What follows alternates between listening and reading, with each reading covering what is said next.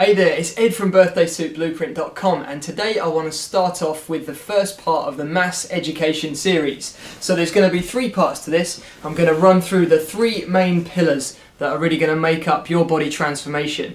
And the reason I want to go through with real depth on each of these things is to set you a roadmap really from exactly where you are today to take you to your goal step by step, okay? Because I totally get it that it can be completely daunting, the whole fitness journey, and if you're within your first year of training, then chances are you're completely overwhelmed with information. You're probably not quite getting the results that you thought you'd be getting. There might even be an element of doubt. You might be thinking of sort of quitting. So all of these things, I want to clear up all that confusion over the next three videos and really leave you with a sense of confidence so that you know how to move forwards from where you are right now. Okay, so there's three main elements that we're going to cover in these three videos. So the first is motivation, right, which is exactly what we're going to dive into today. So I'm sat on my sofa. I'm going to go for quite a casual approach to this video today. I started planning a load of stuff on my laptop, and then I thought I'm going to end up sounding like a computer. So I'm just going to talk completely freely to you from my heart, and hopefully you'll resonate with what I'm talking about. So let's dive straight in. What is so important about motivation is, let's look at the opposite of motivation, okay? So what happens when you become demotivated? Well, what happens is, if we set out on a goal which is close to our heart, so we're passionate about it, we've got emotion involved in it, then chances are we really want it to work, okay? We're going to be hungry to make the change that we're putting in the action to create. And then when the result doesn't show up, the result that we're after, it really damages us, it dents us. And not only, let's use fitness. So when you set out to change your body and it doesn't change, it's really damaging to you, because not only has it not changed, so you still feel bad about how you look, you actually now feel worse because you're making an effort to change it and it ain't happening. So not only do you still look bad, but you've put a load of effort in with no result, okay? So you're actually in a worse position than you were when you first started. So we want to avoid that, okay? When somebody joins a gym and doesn't get results, they very, very quickly go off the whole idea of transforming their body, and they very quickly start losing belief in themselves, and then within a matter of days, weeks, definitely not months, it's a real short time span, the idea of quitting gets in their head, and they're done. Okay, I've seen this so many times, so I really want to make sure it doesn't happen to you. So that's the bad thing that can happen, okay? So you go off the scent and you quit. What happens after quitting is generally what we call self-sabotaging behavior or self-destructive behaviors. So as I mentioned, you feel worse about yourself because you've made an effort and it hasn't worked. So now you self-pity and you go and do exactly what you know you shouldn't be doing. So if you were trying to lose fat, let's say, then you know that you were meant to be restricting your calories. After you've made the decision that it doesn't work for you and that you're going to quit, you'll go and do the complete opposite. So you'll go and stuff your face with all the wrong foods that you really know that you shouldn't be doing, but it's kind of a middle finger up to the process, because in your mind you're thinking, you know what, I can't do this, it's not working for me, so screw it, I'm not going to do it. And from then on, you just go downhill in a really quick way as well. And this is a cycle that can happen over and over again. I've seen this time and time again with people where they put so much effort into something, don't see the results that they were expecting, and as a result they hate themselves, they feel embarrassed, and so they completely mess up their progress.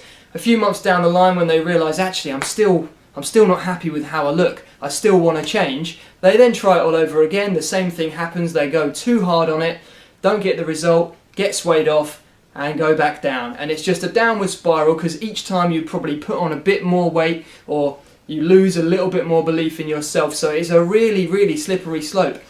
So after all of that babbling, that's exactly what I want to help you avoid, okay? So, motivation. There's three main parts of motivation that I want to get into, and I'm actually going to look at my laptop for this one because I've noted these down. Bear with me, bear with me. Oh, now can't bloody... Here we go. So, three main parts. The first part that I want you to focus on is your pain. What is the pain? What is it you're running from? What is it that's not resonating with you? What's causing the pain in your life? Is it that every time you look in the mirror, it makes you feel worse about yourself? It makes you feel, I don't know, like you're not the person that you thought you'd be by now. So the sort of people I'm really trying to help with my message is people that are the same kind of age as me, so sort of mid-20s to early 30s, who thought they'd be sort of in a more developed part of life by now. Maybe you thought you would have found the one by now. Maybe you thought you'd actually like your reflection in the mirror by now. Maybe you thought that you'd have the career of your dreams by now. But none of these things have really followed on how you thought. So the ducks haven't quite lined up for you just yet. And so something needs to change to get you to your life that you sort of expected to have by whichever age you are now. Okay, so we need to figure out exactly what the pain is. So like I say, whether it's making you feel bad every time you look in the mirror, whether your body is making you feel unconfident around people when you have to get changed, maybe even in front of your partner you feel uncomfortable. So you need to figure out what that pain is and remind yourself that that pain is real. There is a real issue there. If you're feeling uncomfortable about something, you need to do something to change it, and it is totally possible to make that change, and that's exactly what I'm here to help you do starting from today. So that is the first motivation that we're going to dig into.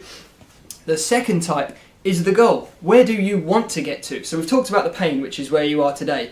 The second one, the goal. How do you want to look? What do you want to change? So this can go as deep as how you feel. So for me personally, I was skinny, I was scrawny, and I felt completely unconfident, uncomfortable in my own skin, and I felt shy as a result of how I looked. And so my huge incentive was to feel better, feel more like a man, feel confident, feel alpha when I was around my friends and stuff. Because before, when I was skinny, I felt really shy, really not sure of myself. So I really wanted to come out of my shell and become the guy who I thought I would have been by that point in my life. And I've got to tell you, developing my body did exactly that. It completely opened the door to all the other beautiful things that have happened in my life. I'm now engaged to the girl of my dreams. I live in the body that I love living in. I've got the career of my dreams. So everything worked. Everything led on from the body. So we need to figure out exactly what you are chasing after. Is it just the body? Because if it's just the body, why is it the body? Why do you want to weigh 10 pounds more? Why do you want to lose 10 pounds of fat? Or whatever it is, we need to figure out why your goal is there. Because I can guarantee you the why will come back to the pain, but it'll also be because there is a feeling associated with your association with the goal. So if you see yourself being 40 or 50 pounds heavier with a load more muscle on your body, that is probably because you believe that having that much muscle will make you more masculine. It will bring all of the other things in your life, like I just talked about. And I'm not going to tell you that that's not true. That could well be the case. It certainly was for me. So let's figure out the pain and the goal, okay? So we've got two of those pillars sorted by now. The third one, which is unrelated to both of these are more to that you figure out before you get started. The third one is encouragement, okay? So what I mean by this is by seeing results physically when you look in the mirror, and from actually measuring your measurements, doing your body fat, stepping on the scale, these kind of things, to actually see that the work that you're putting in is paying off, okay? So, as I talked about in the first place with the self-destructive behaviour stuff, if you do all the wrong things and don't get the results that you're after, it's very easy to go against yourself and to lose motivation. So in order to keep motivation, we need to track what we're doing to make sure that we are seeing results, okay? And this can be really simple. So I recommend that you weigh yourself every week, ideally on a Friday morning, because by then the effects from the weekend have worn off, because you normally eat more than usual at the weekend. So that's normally the most accurate measurement of your actual weight. So Friday, weigh yourself first thing in the morning after you've been to the toilet. Secondly, tracking your calories, which I talked about in the 5 crucial steps guide. So you can multiply your body weight by a particular number based on your goal. So 12 times your body weight in pounds is if you want to lose weight, that's how many calories you should be eating. 15 times your body weight in pounds if you want to maintain your weight, or if you want to bulk up and build muscle, 18 times your body weight in pounds. That's how many calories you should be aiming to eat on a daily basis. But we'll go way more into depth on the nutrition stuff later. So what I'm talking about here is the measuring. So tracking your actual body is seeing how your results are going, and tracking your calories. And the reason we want to track so that we can see numbers is because we want to know on paper if you're making progress.